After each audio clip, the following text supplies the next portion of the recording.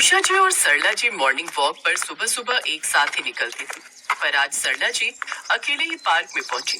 उषा जी को आने में थोड़ी देर हो गई थी।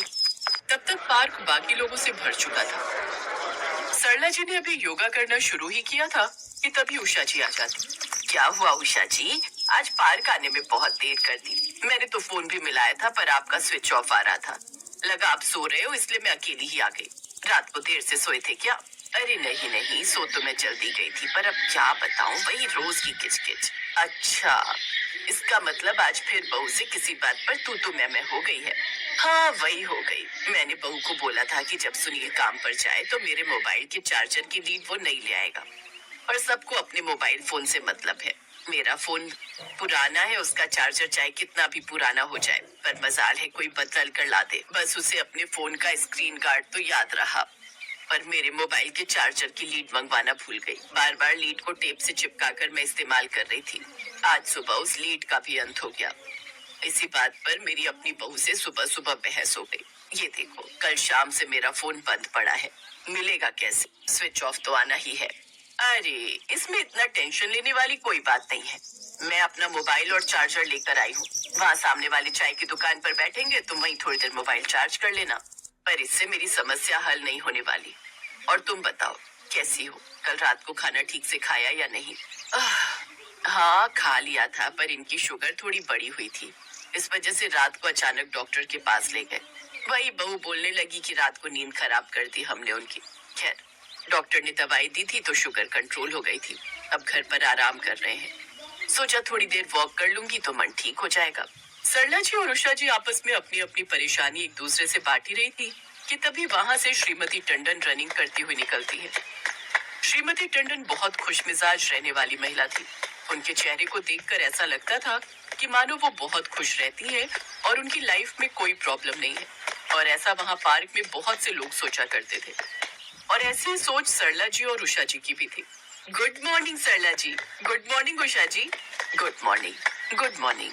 क्या बात है, आज तो बड़ा रूखा रूखा गुड मॉर्निंग किया है आप दोनों ने। सब ठीक तो है ना? हाँ हाँ सब ठीक है, बस ऐसे ही बातें कर रहे थे।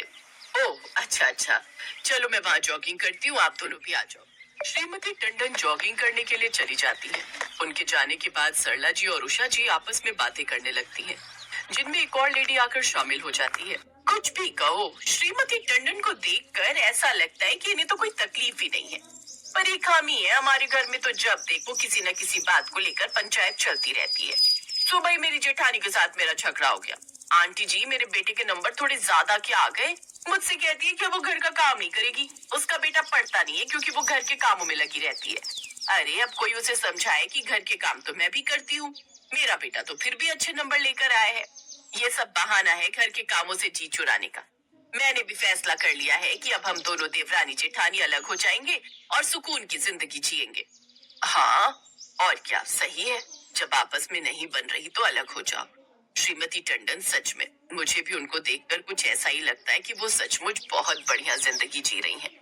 प्रॉब्लम तो मुझे नहीं लगता कि उनकी लाइफ में कहीं से कहीं तक होगी। हाँ सच में, हम तो इतनी उम्र हो गई। बेटा इस उम्र में भी परेशानियां, झगड़ा, रोज के कलेश हमारा पीछा नहीं छोड़ते। तुम्हारी जितनी ही उम्र की मेरी बहू है और देख लो कितना लड़ती है मुझसे। सरला जी को ही ले लो, उनकी बहू कौन सा इनको छोड़ती है। कल रात को बता रही है कि कितनी लड़ाई की। और हम दोनों देवरानी जेठानी शहर में, बड़ों का बीच में होना बहुत जरूरी है। खैर, अब तो हमने फैसला कर लिया है, वो गांव से आए ना आए, हम दोनों देवरानी जेठानी अलग होकर रहेंगे। अच्छा आंटी जी, मैं चलती हूँ। मेरे पति ने ऑफिस जाना है, मुझे उनका नाश्ता रेडी करना है। बच्चों को स्कूल से छोड़कर सीधा यहाँ पार्क में आ गई थी। हाँ हाँ, हम भी बस जा ही रहे हैं।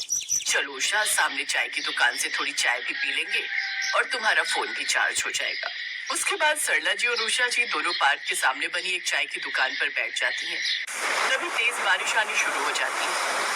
अरे बारिश बहुत तेज हो गई, कोई ऑटो लेना पड़ेगा। एक काम करते हैं, एक ही ऑटो कर लेंगे, दोनों अलग अलग कहाँ जाएंगे। हाँ ठीक है, पर ऑटो मिले तो सही। सरला जी और उषा जी ऑटो ढूंढ रही थी पर उन्हें ऑटो कहीं नहीं मिला। अचानक एक कार उनके साथ में आकर रुकती है। कार को एक ड्राइवर चला रहा था जिसकी पिछली सीट पर श्रीमती टंडन बैठी थी।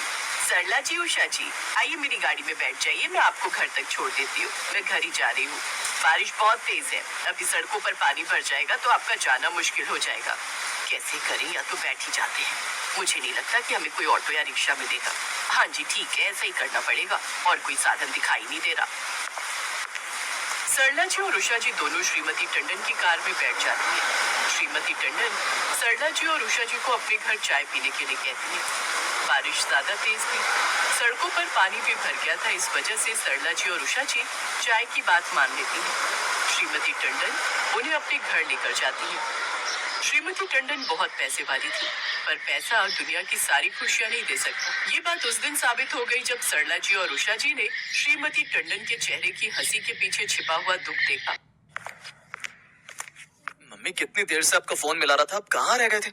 एक तो आप सुबह सुबह आज मेरी कार ले गए। हमेशा रिक्शा से जाते हो ना, फिर आज मेरी कार क्यों लेकर गए थे?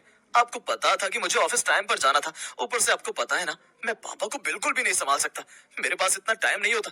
मुझे अपने भी बहुत से काम होते हैं। मम्मी जी, आपको पता है आप सुबह सुबह वॉक पर चले गए और पीछे से पापा जी ने कितना तंग किया? सारी चाय उन्होंने बिस्तर पर गिरा दी। अभी तक मेड भी नहीं आई है। इतनी महंगी बेडशीट खराब कर दी पापा जी ने। सॉरी बेटा, आज के बाद मैं कार नहीं ले जाऊंगी।